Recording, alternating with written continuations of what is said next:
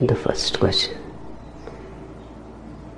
why does everybody think enlightenment is a joke? Sarita, it is, but only a child can ask such a beautiful question. Sarita is only 12 years of age. Enlightenment is a joke because it is not something that you have to achieve. Yet you have to make all the possible efforts to achieve it. It is already the case. You are born enlightened. The word enlightenment is beautiful. We come from the source, the ultimate source of light. We are a small rays of that sun. And howsoever far away we may have gone, our nature remains the same.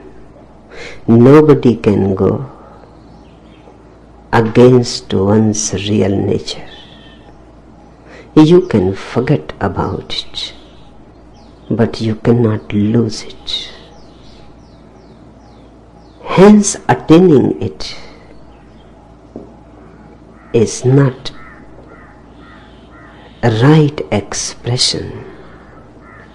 It is not attained, it is only remembered. That's why Buddha had called his method Sammasati. Sammasati means right remembrance of that which is already there. Nanak, Kabir, Raidas, they have all called it Surati. Surati means remembering the forgotten, but not the last. Whether you remember or not, it is there. It is there exactly the same. You can keep your eyes close to it. It is there. You can open your eyes. It is there. You can keep it behind your back. It is there. You can take a 180-degree turn and see it. It is there. It is the same. George Gurdjieff used to call it his method, self-remembering.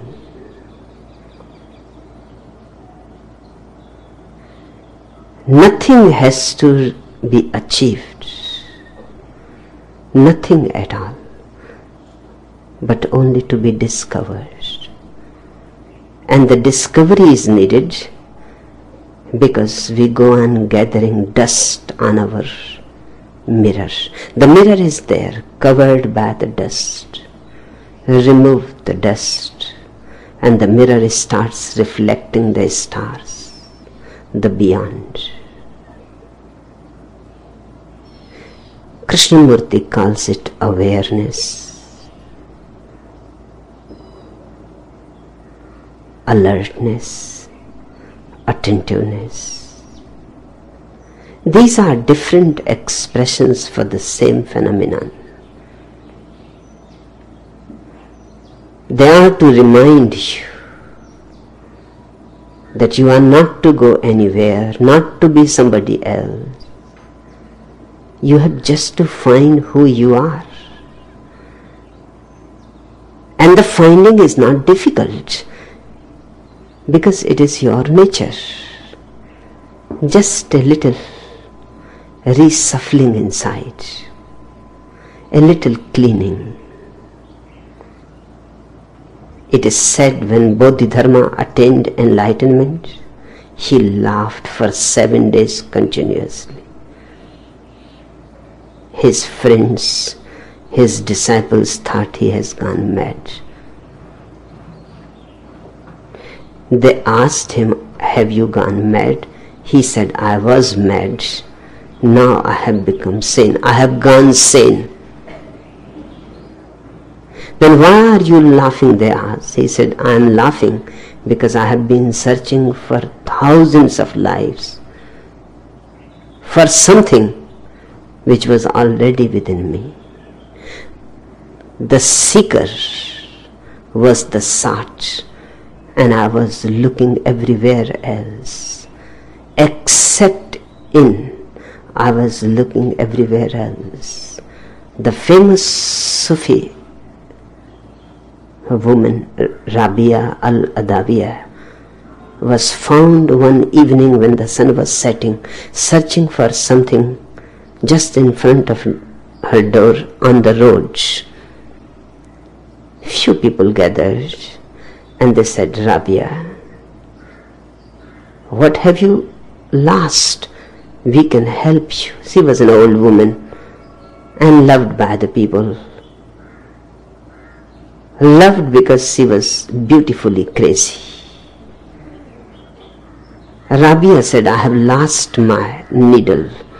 I was sewing and I have lost my needle. I am searching for it.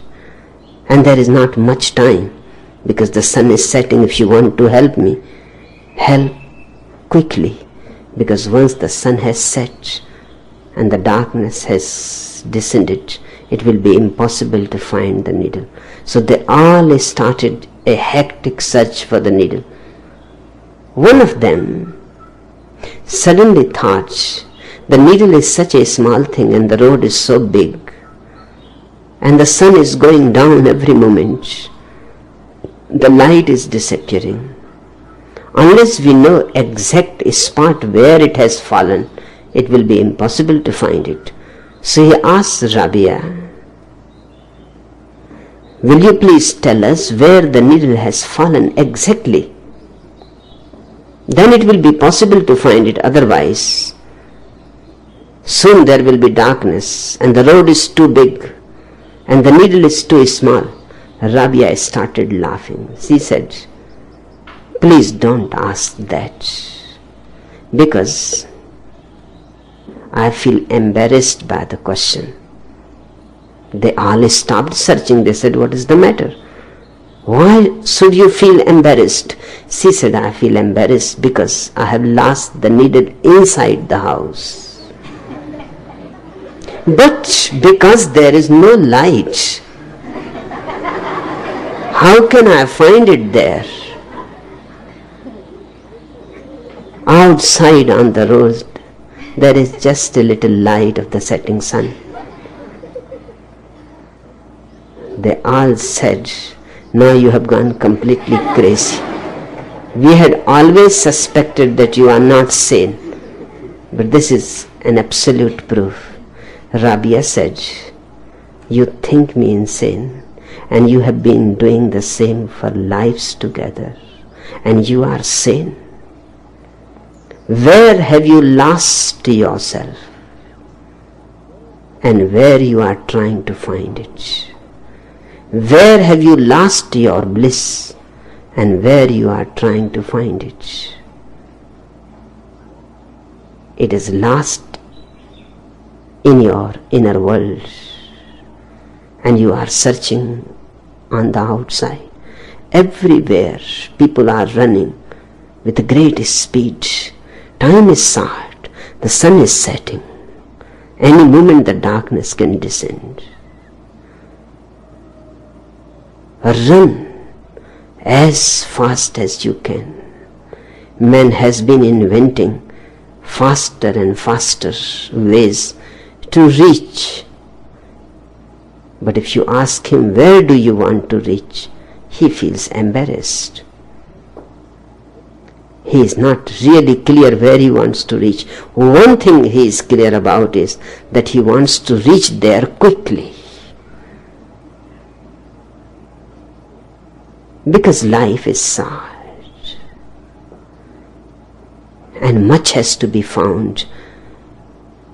The soul, the God, the bliss, the truth, the freedom. So many things have to be found, and the hands are absolutely empty. Sarito, in that sense, enlightenment is certainly a joke. If you understand it, there is no need to seek and search.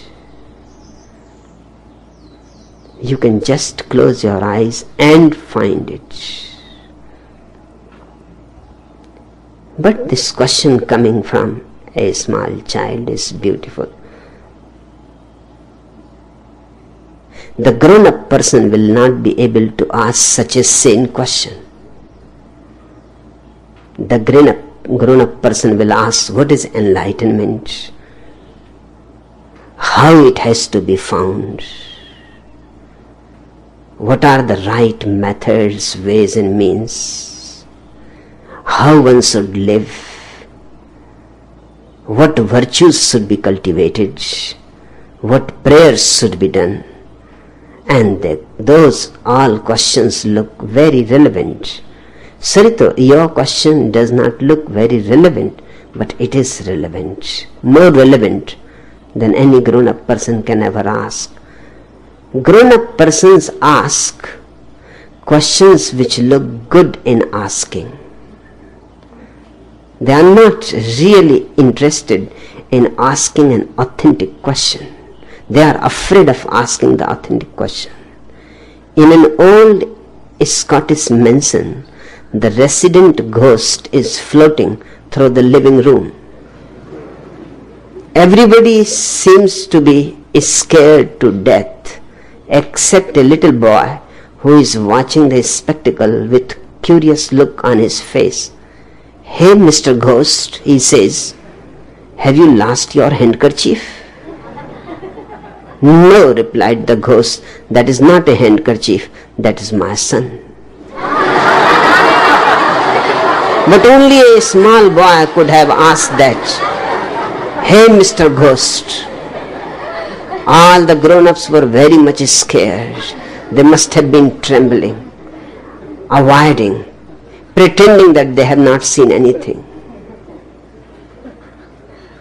One little boy asked the other, "Did that play you saw last night have a happy ending?" The other one said, "I will say, everybody was happy when it was over."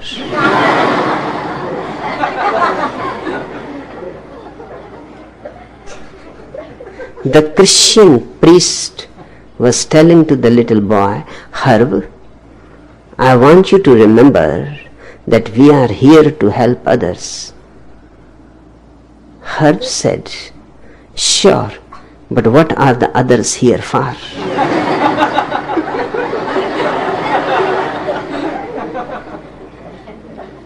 "I never slept with a man until I married your father," she declared emphatically to her unconventional teenage daughter. "Will you be able to say the same thing to your daughter?" "Yes, mother," replied the girl, but not with such a straight face.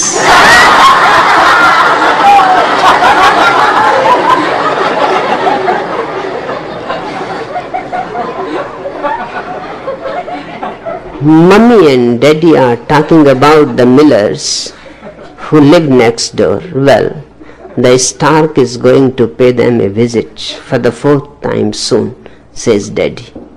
Their little son laments. They get one baby after another, and you? What are you doing? Hanging around doing nothing? The children are very perceptive.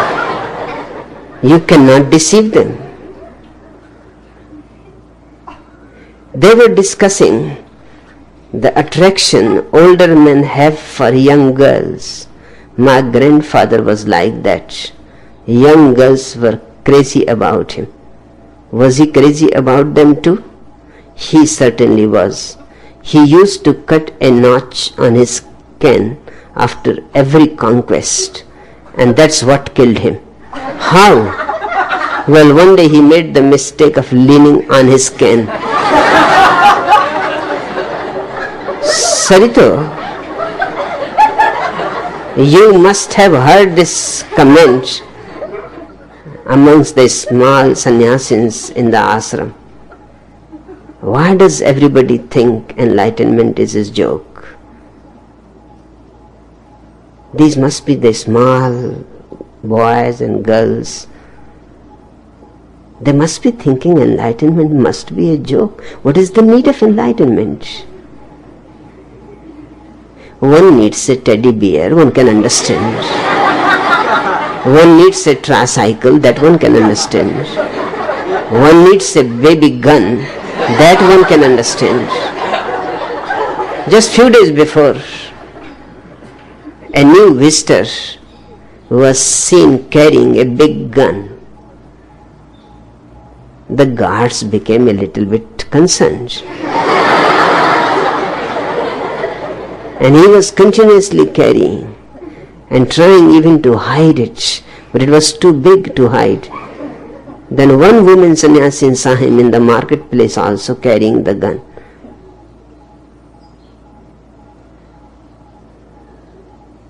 The visitor was asked by Lakshmi, why you go on carrying this gun? He said, I feel so embarrassed, but what to do? I have brought my little son with me, and he loves the gun. Without the gun, he goes nowhere, and the gun is so big he cannot carry it himself.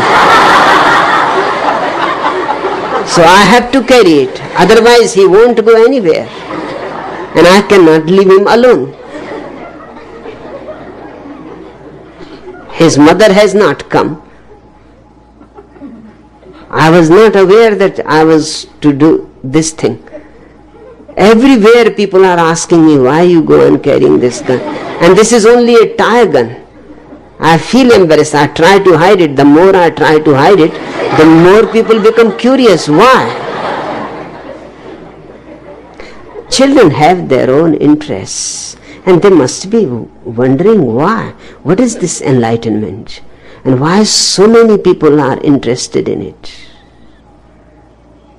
It must be some kind of a joke. In fact, it is the cosmic joke. It is God seeking Himself. It is the game of hide and seek. God hides Himself and then tries to find Himself. Being alone, what else to do?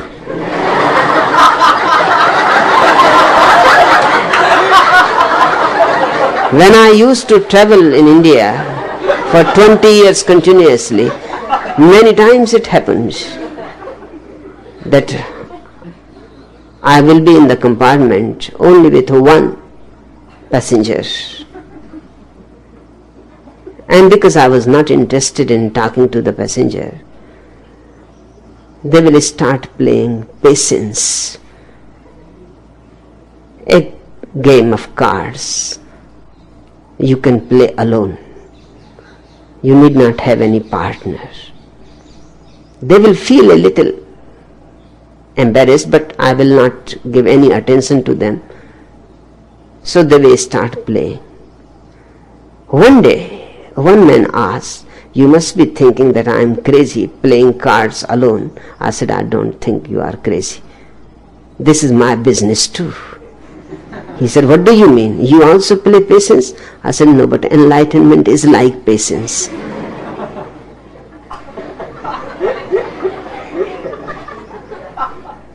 Enlightenment is a dialogue with yourself. It is a monologue. You have to ask the question, you have to give the answer. When you see the futility, you become silent. That's how Buddha became silent. Then one sits under the tree doing nothing. The spring comes and the grass grows itself. And what to do when the grass grows? You have to cut it. And again sit silently, so the grass grows again. And you cut it again. Again and again. Just the other day I was talking about Gunakar. This is the third time he has become enlightened.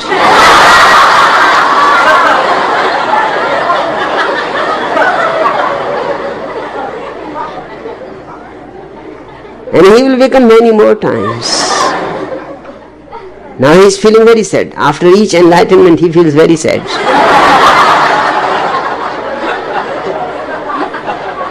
He is doing something impossible. Nobody has done it before. After enlightenment people never feel sad again. But after each enlightenment he feels very sad. In fact, one enlightenment has always proved enough. More than enough. 3 times he has become enlightened and then he becomes unenlightened again. Then the great sadness. But he cannot control himself. It is so irresistible, the urge to become enlightened. Within 3-4 months he will again forget and will become enlightened. And to be enlightened may be a joke, but to become unenlightened is not a joke. It is really a serious affair. So when he came for a blessing the other night, he could not even look at me. I tried in every way.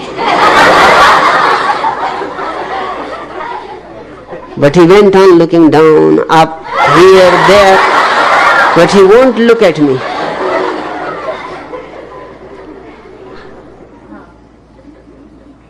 I have forced his third eye too much.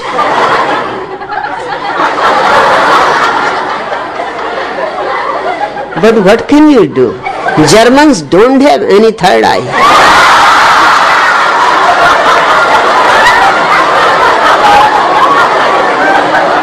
You can go on pushing and nothing opens.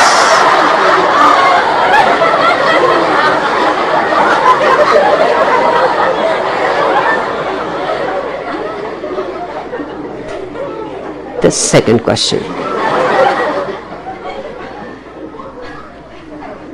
What part of Moses' teaching in the Sinai desert could bring down the ages such a chain of suffering to the Israeli nation?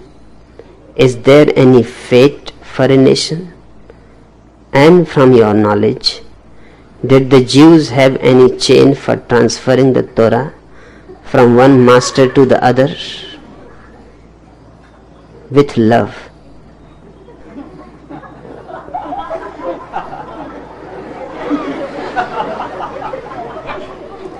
These two religions, Judaism and Hinduism, are the most ancient religions in the world.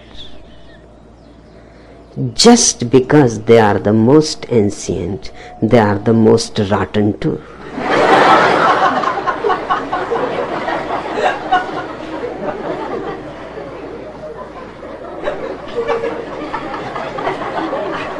And out of this rottenness, what else you can expect?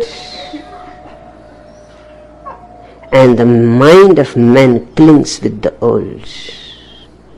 And religion is not like wine, that older it is the better. Fresher it is the better. It is not wine. It is just a hot cup of tea. An old ancient cup of tea.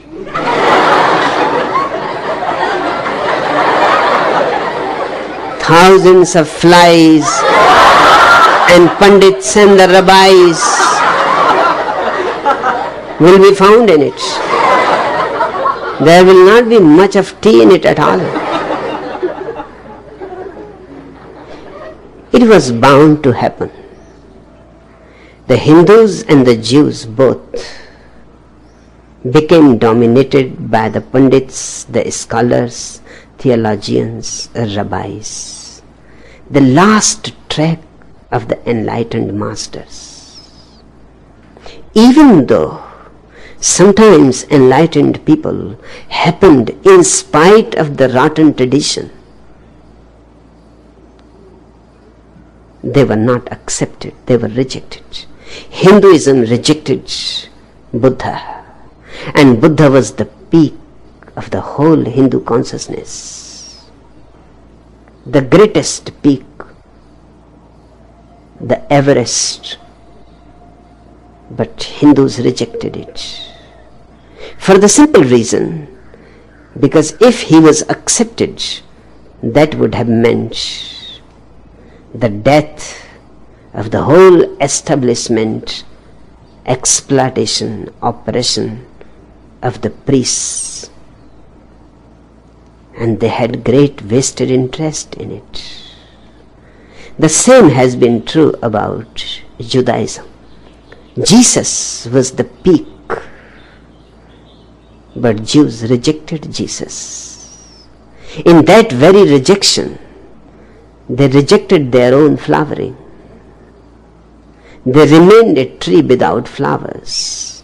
In fact, even without foliage, just a dead tree with no leaves, with no greenery, with no flowers, with no birds singing, no shade for travelers to sit underneath it. Whenever enlightened masters are rejected by any tradition, that is an indication that the tradition is absolutely dead. It cannot absorb any new, fresh insight. The living tradition is that which is capable of absorbing new insights, and they are always coming. God is not finished yet with creation. The idea that God finished within 6 days and then rested on the 7th is sheer nonsense. God is not finished yet, will never be finished. God is not a person, but creativity, not a creator, but creativity. It goes on and on. God is still working, and there is no holiday for God.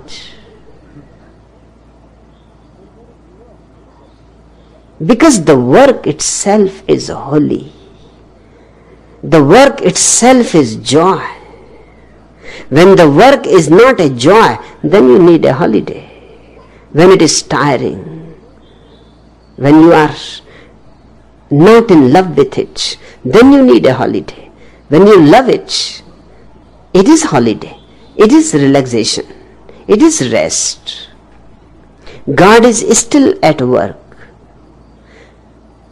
but the priest cannot accept it. The Hindu priest says, God has given his message in the Vedas, and that's the end of it. He has given all that is needed for man. Nothing more is needed at all. And the Jews think that the Old Testament is the end of their story. It is only the beginning, not the end. And beginnings cannot be very great, remember. They are bound to be childish. Remember the difference between childlike and childish. To be childlike is to be a sage. To be childish is not to be a sage. To be childish means immature. It needs much improvement, growth, maturity. Judaism and Hinduism both have remained immature. They had the opportunity to become mature.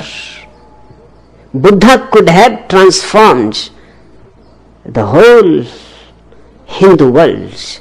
He could have given it splendor. But he was rejected. The priest will not allow him entry. The Jews would have been the most significant people on the earth if Jesus was absorbed. But strange are the ways of man, very strange. The Jews had been waiting and waiting for centuries for this same man Jesus to come. They were waiting for the Messiah to come, and when he came, they rejected. They rejected absolutely. The priesthood is like cancer to any religion. The priesthood destroys every religious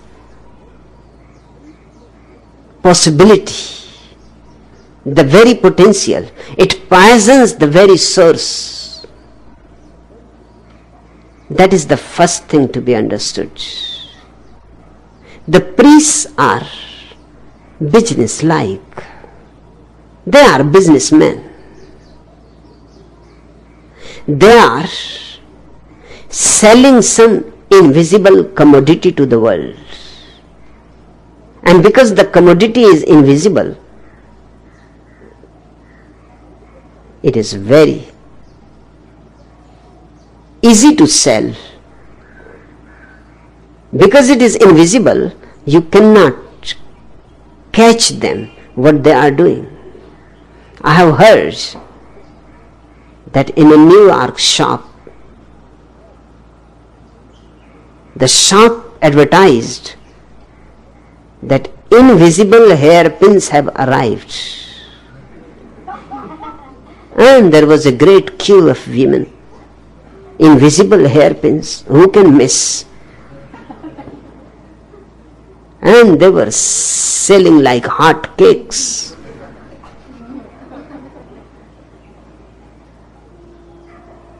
A woman went in. She looked in the box because there were invisible hairpins. What there is to see? Empty box. She said, but are they really there? And the salesman said, lady, they are invisible hairpins. In fact, the truth is, for 3 weeks we have been out of stock. But they are selling. What difference you can make when the pins are invisible, whether they are in stock or out of stock, it makes no difference. Whether God exists or not, whether there is a heaven or not, whether there is a hell or not, does not matter. These are invisible commodities. And priests have been selling these invisible commodities. People like Jesus or Buddha are very pragmatic, very realistic. They don't sell invisible commodities. They start making a great effort to make God visible on the earth. They themselves are a visible expression of God. Now, the priests cannot tolerate this. What will happen to their invisible commodities? And it is such a vast establishment. Jews have been dominated by the rabbis, not by masters. The rabbi is exactly the equivalent of a pandit. He knows the scriptures, but he is cunning, clever. He theorizes. He exploits your misery. He consoles you. He gives you comforts. But he is in business. And because the enlightened masters have not been accepted by the Jews, the whole community has become a community of businessmen. It has lost all other qualities. I have heard the old story. God wanted to sell the commandments.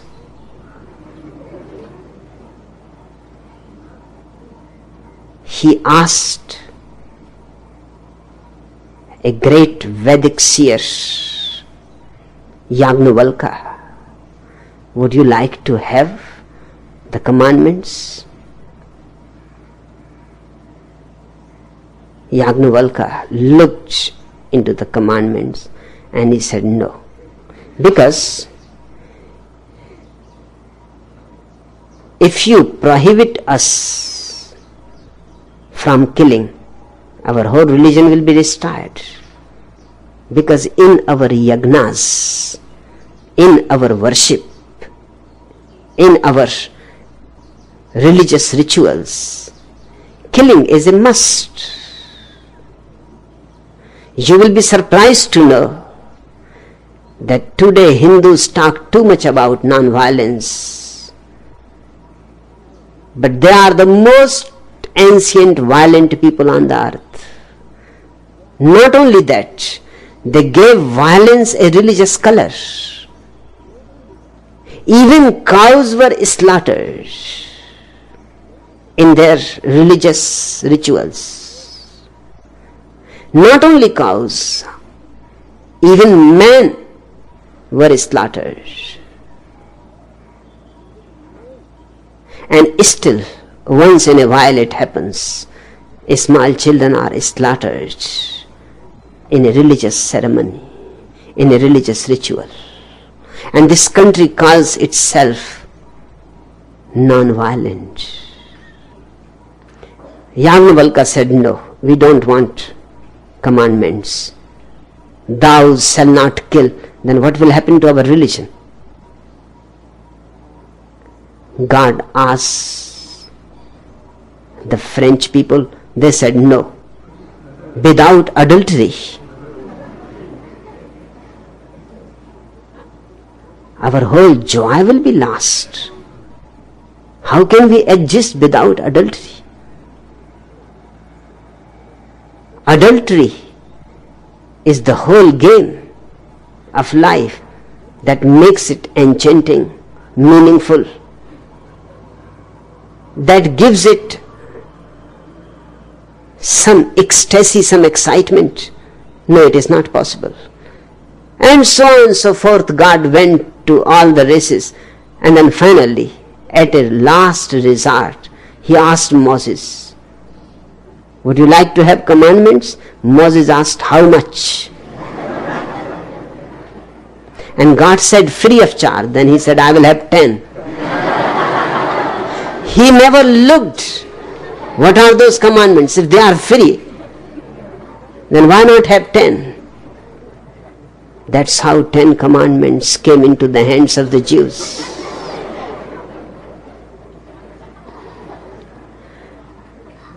Jews became a society basically of businessmen. That created great hatred against the Jews. They became cunning, clever, and people became jealous of them. You ask me what part of Moses' teaching in the Sinai desert could bring down the ages such a chain of suffering to the Israeli nation. Moses' basic revolution was not religious, it was political. He was fighting against the slavery imposed by the Egyptians on the Israelis. Hence the color of his revolution was less religious and more political. That's why in Judaism you will not find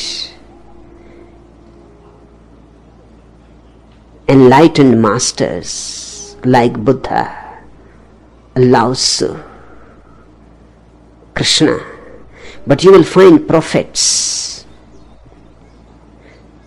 The word prophet is absolutely irrelevant to the Eastern context. You cannot call Buddha a prophet. He has nothing to do with prophecy. You cannot call Mahavira a prophet. You cannot call Lao Tzu a prophet. The word will not fit. But all the Jewish religious leaders are prophets. The prophet is a special thing that has happened to Judaism. The prophet is something between the religious master and the political leader. A crossbreed. He is religious and political. Because Moses' inspiration was basically political. Nothing is wrong in it. He was fighting for freedom. He was fighting against slavery. It is good. But the fight was on the outside. The religious fight is inner. That beginning made Jews very outwardly, very extroverts. That extroversion made them business-like. They lost track of the inner world. Yes, once in a while few people have escaped from this pattern. Jesus escaped, but he was crucified. Then other masters learned that if you want to escape, it is better to escape silently. Then silent societies have existed. Silent mystery schools have existed. In the deserts, in the caves, and particularly Hasidism. That is the fragrance of the whole Judaic religion. If the whole Judaic religion is destroyed and we can save Hasidism, then all is saved. It is exactly the same. If we can save Sufism and the whole Mohammedanism disappears from the world, nothing is lost. If we can save Zen, then the whole Buddhism can be forgotten. Because that is the very essence of it. But Hasids have learned that it is better to live inside the conventional mode. It is unnecessary to get crucified. After Jesus, they learned one thing. Don't proclaim. Jews won't accept it. The extrovert people become inside desert-like, and that creates hatred against them. A beggar asks a rich Jew something to eat. The Jew says, "You look very Jewish and I am in a good mood today. So if you can guess rightly which of my eyes is a glass eye, I will give you something." The beggar looks into the Jew's face and after a short glance says, "Your left one is the glass eye." "That's right. But tell me, how did you find out?" asked the Jew. "It looks human."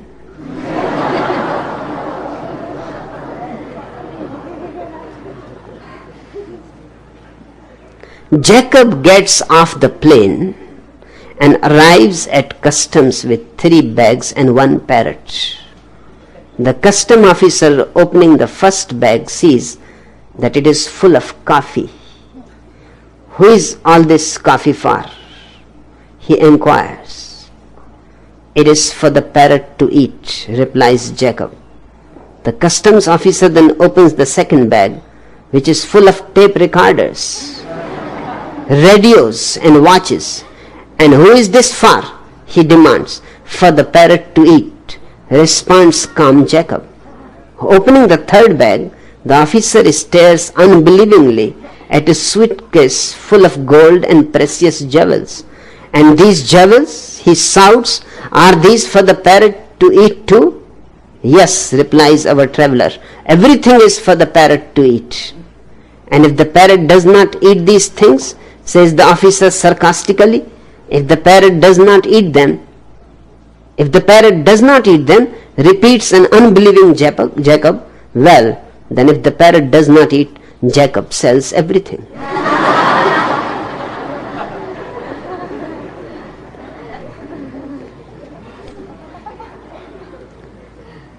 Sergeant Kaczawinski of the police force was attending the entrance examination for officer training. "What are rabies and how could you treat them?" he was asked. The Polak was obviously puzzled and thought for a few moments, then he brightened visibly. "Rabies are Jewish ministers and treats them with contempt." In a German prisoner of war camp, the commandant announced over the loudspeakers, "I have some good news for you. Today is sports day. The English will play cricket on the cricket field. The Americans will play baseball on the baseball field. The Indians will play hockey on the hockey field. The Jews will play hopscotch in the minefield."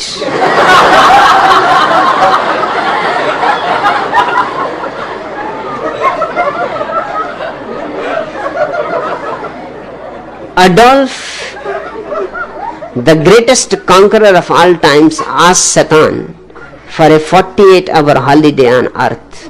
After some hesitation, his wish is granted. However, he is back in hell after only 24 hours. His comment, "Everything is topsy-turvy on earth. The Jews are into wars and the Germans are into money making. But things are changing. The time for a great change has come. Jews have suffered much, but the basic cause is within themselves. Their rejection of Jesus has been the major part of their suffering. Secondly, they became extroverts, interested only in money, power. They lost their interiority, and any man who loses his inner world becomes shallow, empty, hollow, meaningless.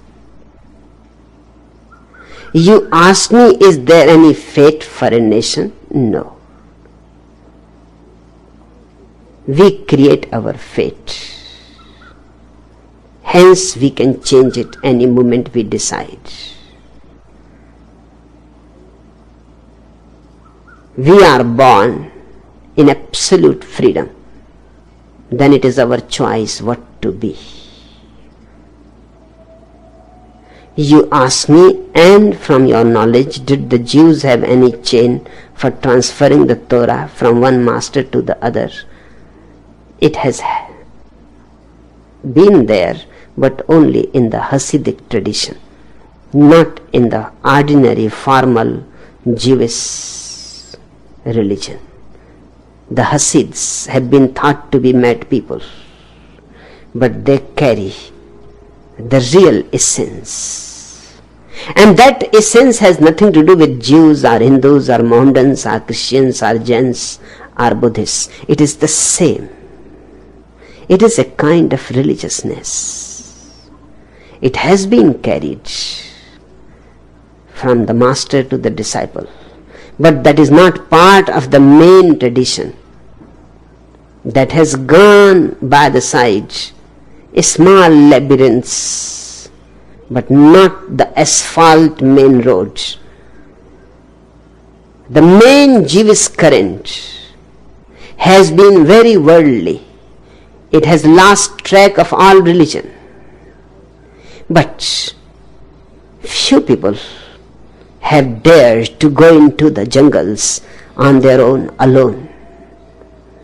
and they are the most beautiful people the world has ever known.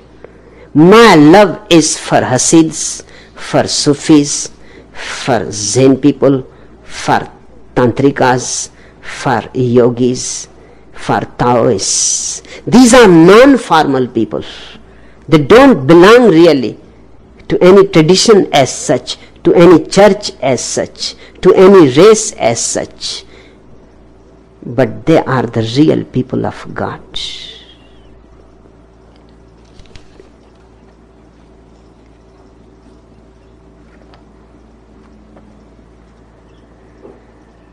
The third question. There are sannyasis living all over the world who feel a deep connection with you.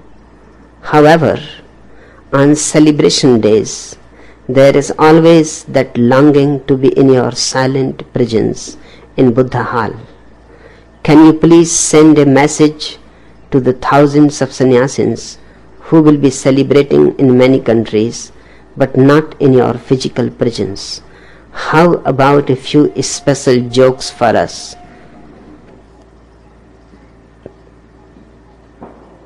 Remember one thing, that each of my sannyasin carries something of me.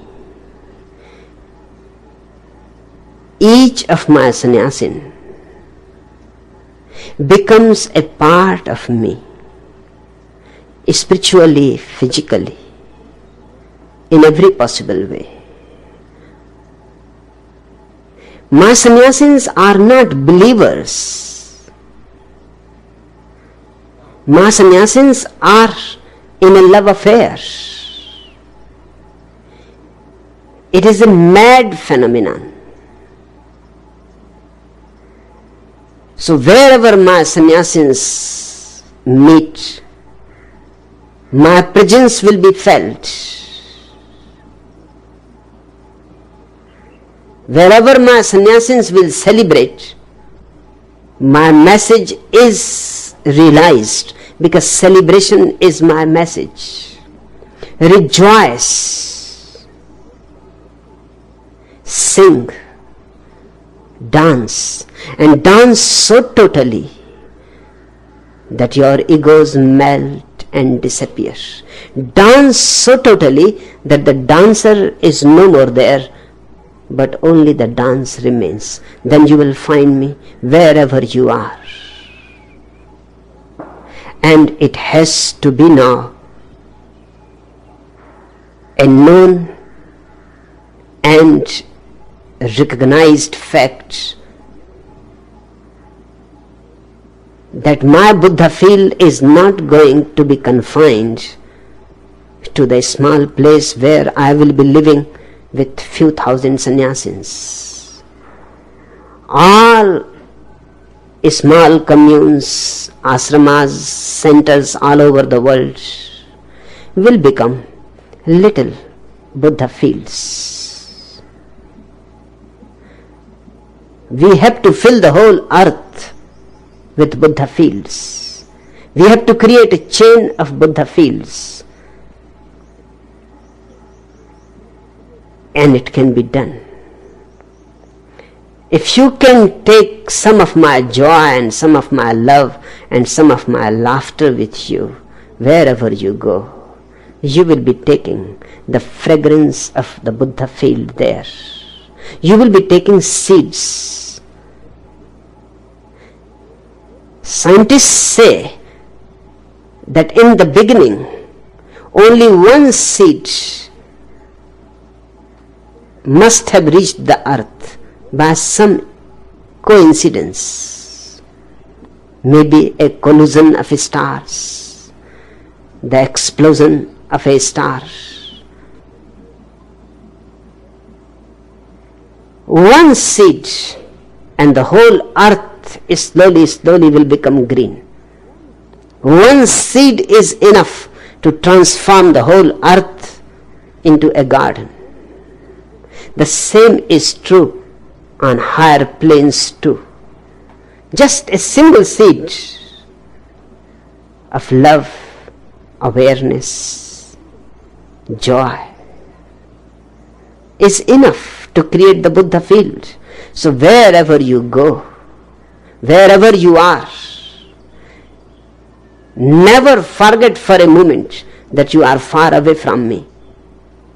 The question between a master and the disciple is not of a physical distance at all.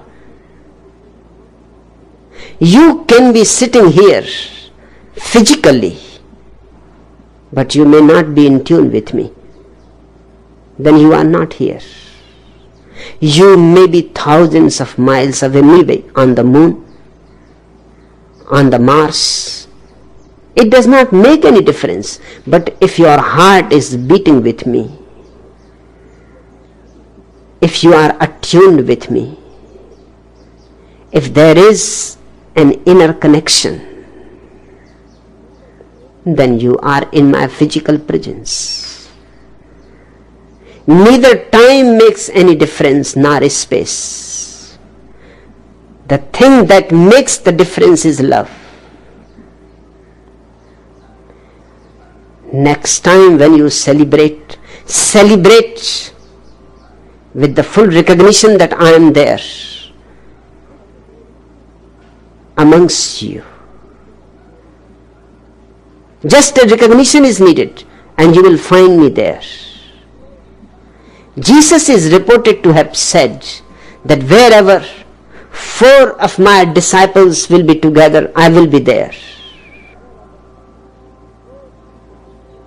And he was not so fortunate as I am. His disciples were very ordinary people.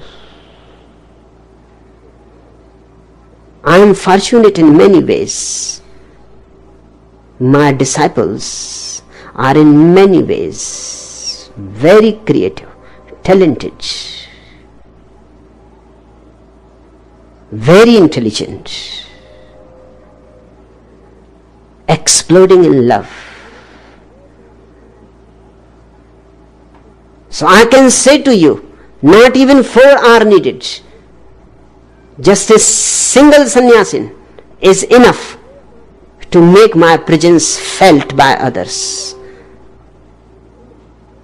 So next time, Vanya, when you are celebrating, make it a point that I am there and you will feel it. It only needs a recognition. If the recognition is not there and I suddenly even reach in your celebration, you will not recognize me at all. It happened with Jesus. The story is, after 3 days, when he escaped from the cave in which his body was kept, when he became resurrected, obviously he tried to find out his followers, where are they? And he found 2 followers who had lived with him for years. And he waited that they should recognize him. He walked with them for miles because they were going to another town.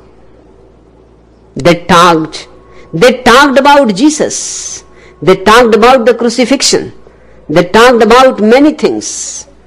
But those 2 disciples could not recognize that the man they are talking with is Jesus himself.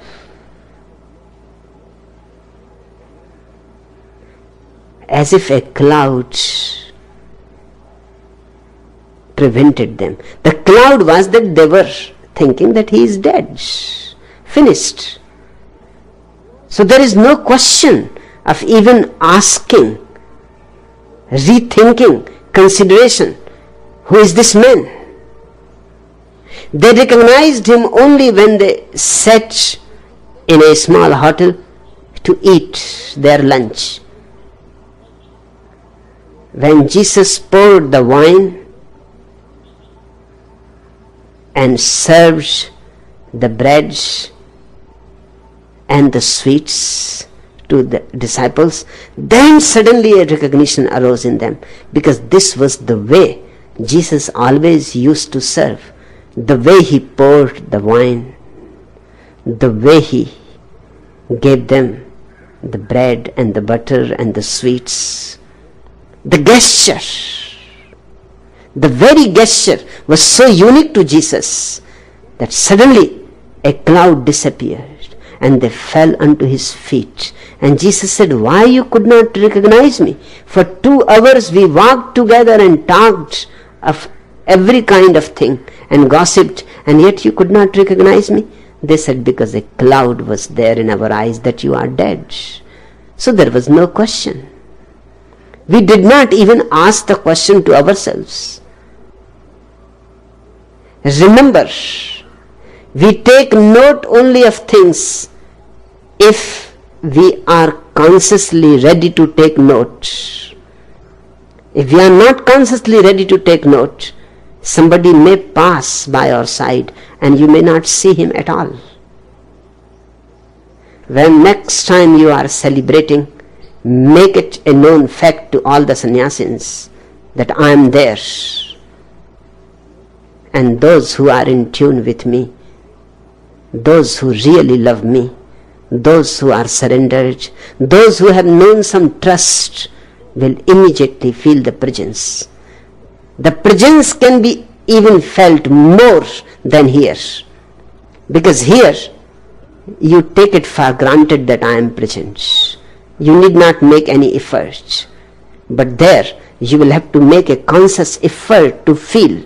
That very effort will make my presence more penetrating. And these are few jokes for you to laugh. Sales girl to shopper. Yes, madam.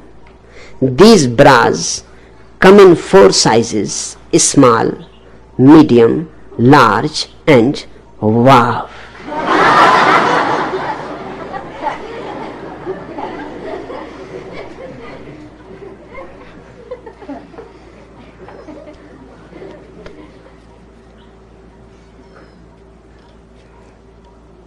The light in the whorehouse was out, so Mimi came into the room and did not even look at the body of the man whom she was in bed with. After rolling around on the bed for a while, she stopped, looked at the guy and said, what is this, man? Don't you have one? Ah, yes, I do, answered the guy. What I am missing is my left leg.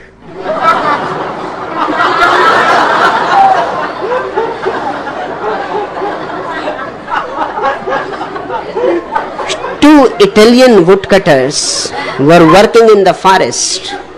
Suddenly one of them missed the tree with his axe and cut off his companion's right leg in one blow.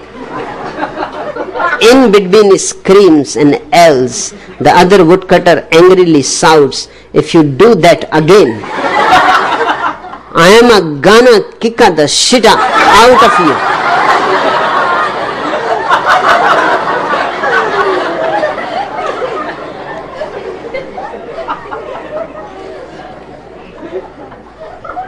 A Frenchman who recently arrived in New York was invited to a golden wedding anniversary. He did not understand the celebration and asked his American friend about it. Do you see those 2 old people? Asked his friend. Well, they have been living together for 50 years and now they are celebrating their golden wedding. Ah, exclaimed the Frenchman. He lived with the lady 50 years and now he married her. How noble. It was morning and she was still in her robe. Pausing in the half-open entrance door of her home, she called to the milkman who had just then pulled up to the curb. Pardon me, but do you have the time? She asked. Yes, he said, but not the inclination.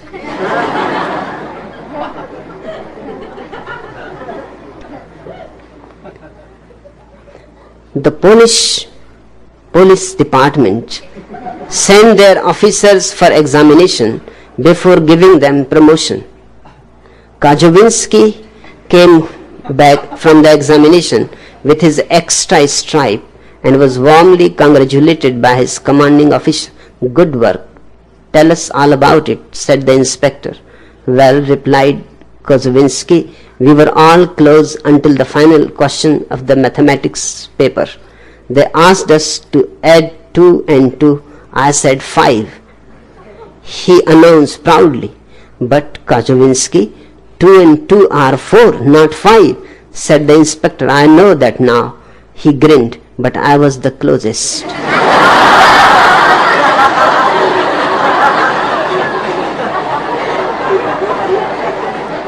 A Polak answered a nationwide quiz program that gave away money even to the dumbest people. Okay, Mr. Kozovinsky, for $1,000, tell us which famous French general was defeated at the Battle of Waterloo. The Polak looked puzzled. We will give you a clue, smiled the questioner, and opened the door of a large refrigerator. Inside was a bottle of Napoleon brandy. Kozovinsky still looked bewildered and scratched his head. Just read the name you see and you win $1,000. Now what was the name of the general? The Polak stared for a moment, then smiled. Of course, he said, it must have been General Electric.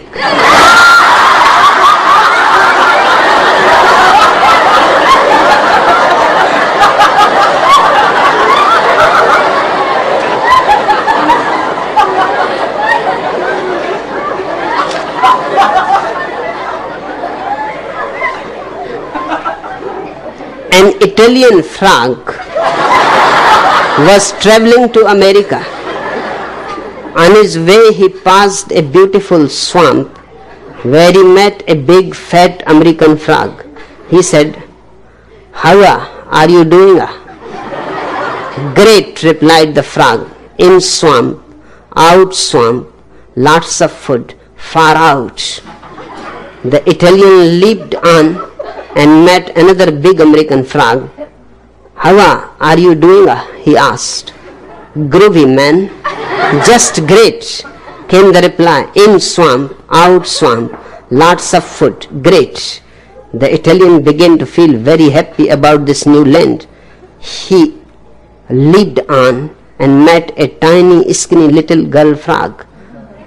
"What's wrong here?" he asked. "I have met two bigger, fatter frogs who said, in a swamp, out a swamp, lots of food. But what has happened to you?" The tiny frog whispered in answer, "I am swamp."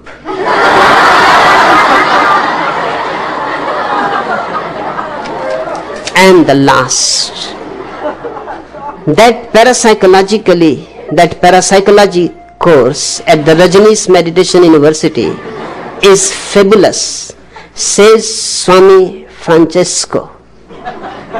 My ESP talents are developing so fast, that's hard to believe, states his friend Swami Giovanni. You had better prove it. For instance, my telepathy, says Francesco. You just point at any door and I shall give you remarkable particulars about the person who answers. Okay, that door, points his friend. Tell me what will happen. Well, meditates Francesco, I feel that a man whose girlfriend is having her period will open the door. Hello friends, greets Swami Mariano, entering the room through the same door. Does your girlfriend have her period? Asks Giovanni. Shit, answers Mariano, wiping his mouth and chin. Can you see it? Enough for today.